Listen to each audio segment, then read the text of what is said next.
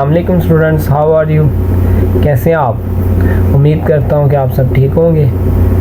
और आज की इस वीडियो में हमने जो टॉपिक डिस्कस करना है वो है प्रॉपर्टीज़ ऑफ रेडिकल्स। इससे प्रीवियस वीडियो में हमने डिस्कस किया था रेडिकल क्या होते हैं और रेडिकल फॉर्म क्या होती है। अब इस वीडियो में हमने ये देखना है कि जो रेडिकल होते हैं उनकी कौन कौन सी प्रॉपर्टीज़ हैं। इससे पहले अगर अभी तक आपने मेरा चैनल सब्सक्राइब नहीं किया तो काइंडली सब्सक्राइब कर लें एंड बेल आइकन प्रेस करें। स्टूडेंट, तो फिर हम बात करते हैं प्रॉपर्टीज़ ऑफ रेडिकल्स की।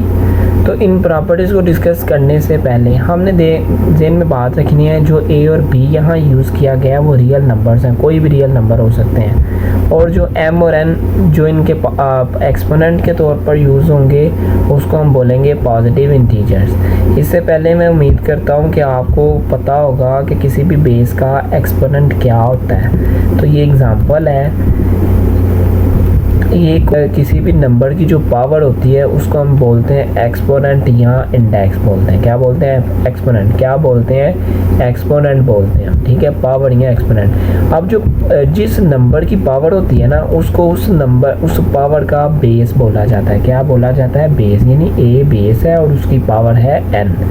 ए बेस है और उसकी पावर है एन। अब आपको पता चल गया कि एक्सपोनेंट क्या होंगे।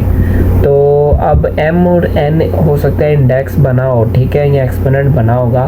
तो जो एम और एन है वो इंडेक्सेस होंगे, तो वो क्या होंगे? पॉजिटिव इंटीजर्स होंगे। नेगेटिव इंटीजर्स को हम डिस्कस नहीं कर रहे। पहली प्रॉपर्टी है कि जो फ्रैक्शन है ना, ए और बी कोई भी अगर फ्रैक्शन हो उसके ऊपर रेडिकल आ जाए, फ्रैक्शन के ऊपर रेडिकल आ जाए तो वो उसको हम ऐसे लिख सकते हैं। एक दफ़ा न्यूमरेटर के साथ रेडिकल लिख दो, ठीक है, पूरे का पूरा, जैसे था ना रेडिकल इंडेक्स एन, तो एक दफ़ा न्यूमरेटर के साथ लिख दिया, फिर एक दफ़ा हमने डिनोमिनेटर के साथ लिख दिया। पहली प्रॉपर्टी में हमने ये सीखा अगर कोई भी फ्रैक्शन हो तो हम क्या करते हैं, एक दफ़ा रेडिकल को ऊपर वाले न्यूमरेटर से लिख के साथ लिख देते हैं और एक दफ़ा डिनोमिनेटर के साथ लिख दिया, जैसे हमने ये लिखा है। जैसे अगर 3/4 हो हमारे पास तो उसके ऊपर रेडिकल आ जाए तो क्या करेंगे, एक दफ़ा ऊपर वाले के साथ लिख देंगे और एक दफ़ा नीचे वाले के साथ लिख देंगे। इस प्रॉपर्टी का नाम पहली प्रॉपर्टी है। दो नंबर मल्टीप्लाई हो रहे हों तो उनके ऊपर एक इंडेक्स हो। तीसरी ये है कि कोई से दो नंबर स्टूडेंट दूसरी प्रॉपर्टी ये है कोई से दो नंबर अगर मल्टीप्लाई हो रहे हैं तो उसके ऊपर अगर आपने रेडिकल लिखा हुआ है तो आप क्या करेंगे, उस रेडिकल को जितने भी नंबर है, अगर 2 नंबर है तो पहले के साथ अलहदा से लिख देंगे, दूसरे के साथ अलहदा से लिख देंगे। जैसे पहली प्रॉपर्टी में डिवाइड था, अगर डिवाइड हो रहे हैं 2 नंबर तो उनके ऊपर इकट्ठा एक रेडिकल आ गया तो सेपरेट हमने डिवाइड कर दिया। तो इसी तरह हम कह सकते हैं कि अगर ये 2 नंबर मल्टीप्लाई कर रहे हैं तो अलहदा से एक दफ़ा पहले के साथ लिख दिया और एक दफ़ा दूसरे के साथ लिख दिया। ये थी दूसरी प्रॉपर्टी।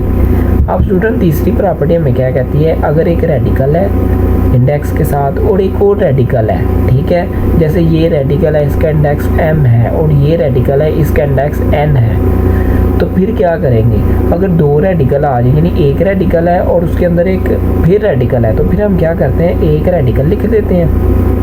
तो इन दोनों के जो इंडेक्सेस होते हैं ना उनको आपस में मल्टीप्लाई कर देते हैं। इस प्रॉपर्टी में हमने ये सीखा अगर एक रेडिकल के अंदर एक और रेडिकल आ जाए तो हम क्या करेंगे, बेस को लिखेंगे और उनके जो है तो हम क्या करेंगे, रेडिकेंड को लिखेंगे और जो उनके इंडेक्सेस हो गए रेडिकल्स के तो उनको आपस में मल्टीप्लाई कर देंगे। ठीक हो गया, क्लियर है।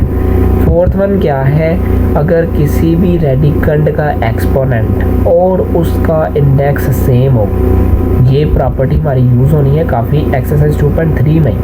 तो अभी से समझ लें अगर किसी बेस का एक्सपोनेंट या आप कह लें कि चूँकि ये रेडिकल के अंदर है तो रेडिकेंड का एक्सपोनेंट और उसका इंडेक्स अगर सेम होगा तो देन वो एक दूसरे को कैंसिल कर देंगे तो जो रेडिकेंड एज इट इज़ आ जाएगा। ठीक है, जैसे अगर a है इसका अगर रेडिकेंड का एक्सपोनेंट 3 हो और इंडेक्स भी 3 हो तो ये 3 सेम है तो आप कहेंगे ये कट गए हैं तो ये हमारे पास a आ गया। ठीक है, दूसरी बात ये है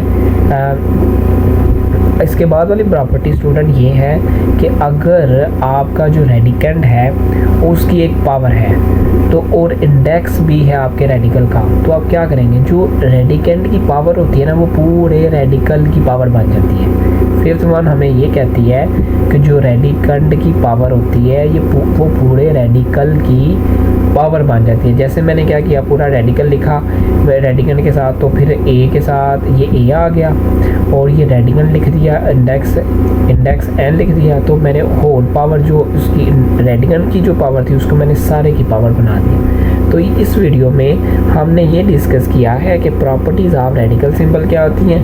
पहली प्रॉपर्टी में ये था कि अगर कोई से दो नंबर डिवाइड हो रहे हैं तो उसके ऊपर अगर आ जाता है तो उनको लहदा एक दफ़ा न्यूमिनेटर के साथ रेडिकल और फिर डिनोमिनेटर के साथ रेडिकल लिख लेते हैं। दूसरी प्रॉपर्टी में हमने ये सीखा अगर कोई से दो नंबर मल्टीप्लाई हो रहे हैं तो रेडिकल ऊपर है तो आप क्या करते हैं, पहले के साथ रेडिकल मल्टीप्लाई दूसरे के साथ रेडिकल। तीसरी प्रॉपर्टी में हमने ये सीखा अगर एक रेडिकल के अंदर एक रेडिकल आ जाता है तो फिर हम क्या करते हैं, तो एक दफ़ा रेडिकल को लिख के एक्सपोनेंट जो भी होते हैं इनको आपस में मल्टीप्लाई करते हैं। फोर्थ वन ये थी किसी भी रेडिकल का एक्सपोनेंट और उसका इंडेक्स अगर सेम होगा तो वो एक दूसरे को कैंसिल कर देंगे, तो सिंपल ये ए रह गया। ठीक है, अगर कोई भी एग्जांपल आ गया हम एग्जांपल करते हैं। फिफ्थ वाली प्रॉपर्टी ये है कि अगर आपके रेडिकल का कोई एक्सपोनेंट है तो वो पूरे रेडिकल का बन जाता है। जैसे मैंने पूरा रेडिकल लिखा, ये रेडिकल, ये उसका इंडेक्स और ये उसका रेडिकल, और जो उसका एक्सपोनेंट था रेडिकल का तो वो इसका आ गया।